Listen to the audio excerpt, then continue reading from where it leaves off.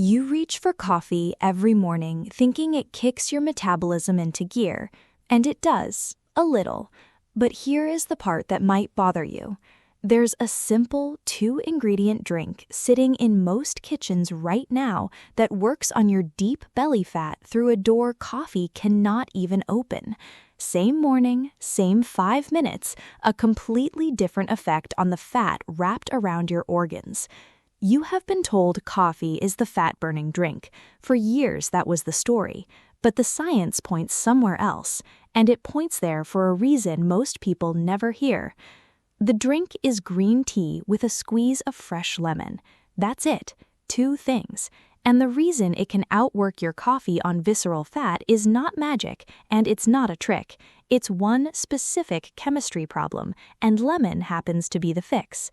Stay with me because by the end of this, you will understand exactly why the lemon matters, what the honest limits are, and how to make this so it actually works instead of going to waste in your cup. Let us be fair to coffee first. Coffee has caffeine, and caffeine does raise your metabolism for a short window. It nudges your body to release a little more stored fat into the bloodstream so it can be burned. That is real. That is why you feel switched on. But here is what coffee does not have. It does not carry a group of plant compounds called catechins, and catechins are where the visceral fat story actually lives. Visceral fat is the fat you cannot pinch. It sits deep in your belly, packed around your liver and your gut. It is the fat that drives up your health risks as you get older, and it is the most stubborn to lose. Plain caffeine gives your body a small push to burn fat in general, but it does not specifically go after the deep belly fat the way the compounds in green tea appear to. So when you drink coffee, you are getting the engine rev without the fuel that targets the hard-to-reach tank. That's the gap, and green tea fills it. Green tea contains a catechin called EGCG. Think of EGCG as a small signal that talks to your fat cells.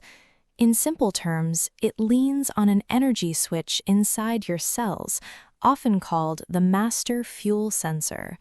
When that switch flips on, your cells are nudged toward burning fat for energy instead of storing it. There's a second layer here that makes it click.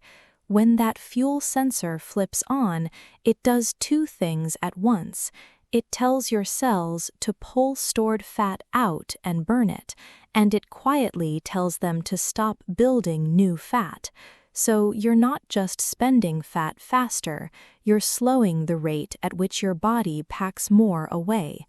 For deep belly fat, which is so quick to rebuild, that 2-sided effect is the part that actually counts over time. Here's where it gets interesting for your belly. In a 12-week trial published in the journal Obesity, people who drank green tea rich in catechins every day lost more visceral fat area than the group who drank a low catechin version. Same instructions to eat normally, same activity. The difference between the 2 groups was the catechin load in the cup. The visceral fat drop in the catechin group was several times larger than the barely there change in the control group. Modest in absolute terms, but real and pointed right at the fat you care about. And there is a nice overlap worth noticing. That same fuel sensor in your cells is the one your body leans on when you walk, when you fast a little, and when you move on an empty stomach. So a cup of green tea with lemon is not working against your other habits. It is pushing the same lever from a different angle. Stack it with a morning walk, and you are nudging the same switch twice. Now, I have to be straight with you, because this channel does not do fairy tales. Not every study agrees.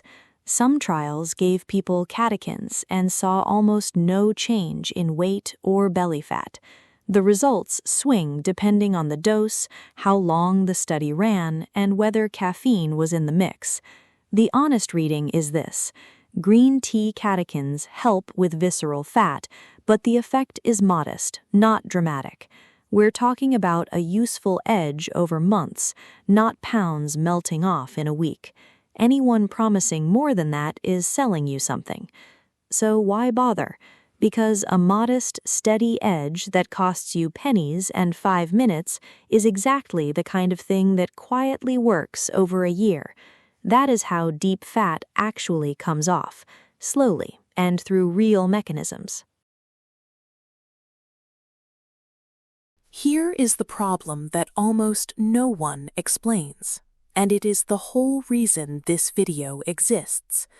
Those catechins, the ones doing the work, are fragile. When you drink green tea and it moves into your gut, the environment there turns from acidic to the opposite. And in that environment, most of the catechins fall apart before your body can absorb them.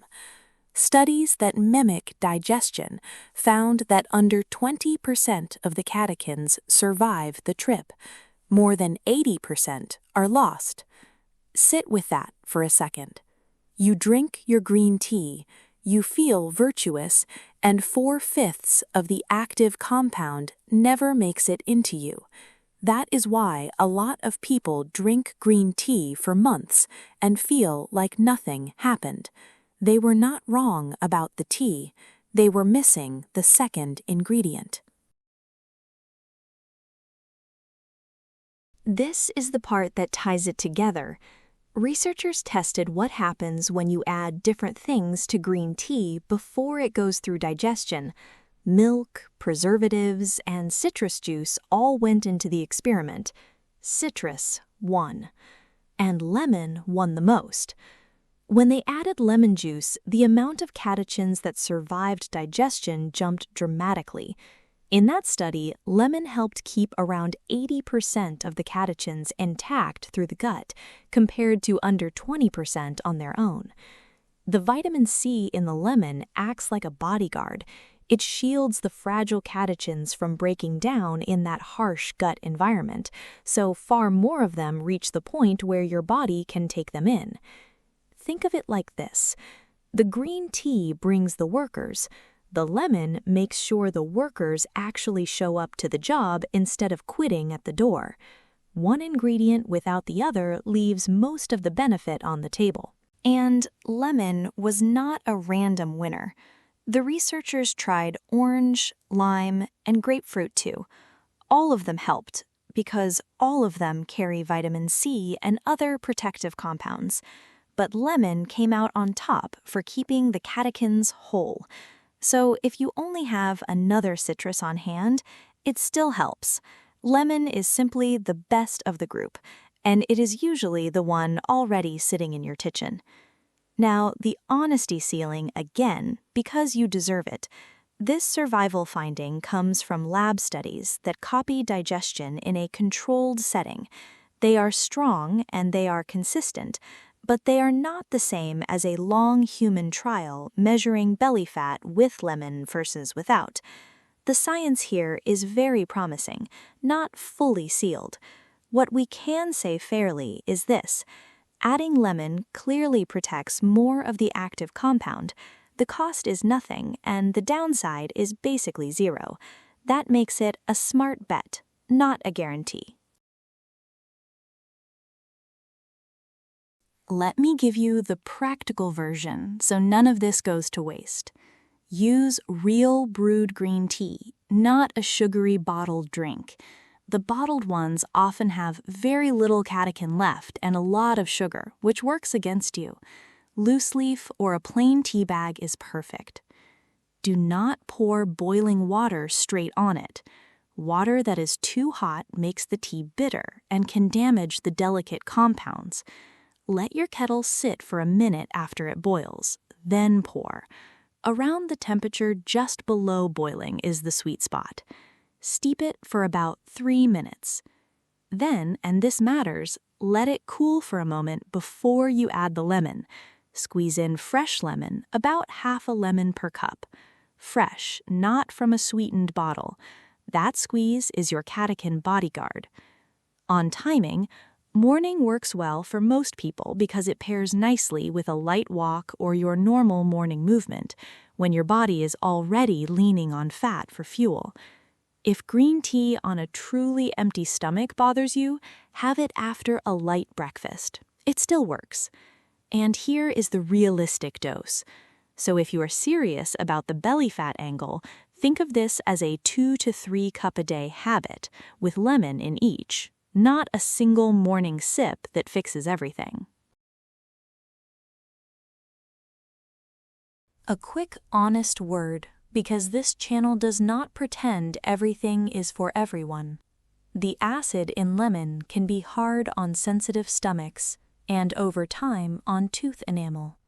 If your teeth are sensitive, drink it and then rinse your mouth with plain water afterward. Green tea also has caffeine, less than coffee, but still some. If you are sensitive to caffeine or you have been told to limit it, keep that in mind and maybe stick to the morning cups only. And if you take medication or have a health condition, the smart move is always a quick check with your own doctor before making any drink a daily habit. None of this replaces that. So here is where this leaves you. Coffee is not the villain, it just was never the tool for the deep belly fat job. Green tea brings compounds that actually speak to your fat cells, and the lemon makes sure those compounds survive long enough to matter. 2 ingredients, a few minutes, pennies. It is not a miracle, and I would never tell you it is. It is a small, honest, steady edge, the kind that real change is actually built from. The people who get results are not the ones chasing the next dramatic promise. They are the ones who quietly do the simple thing every day while everyone else jumps from trick to trick.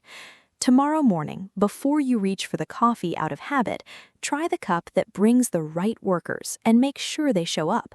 Your deep belly fat will not notice in a day, but give it the months it deserves, and you may be glad you understood the why while everyone else was still guessing. If this made the science make sense, you already know what to do next. Stay curious, and I will see you in the next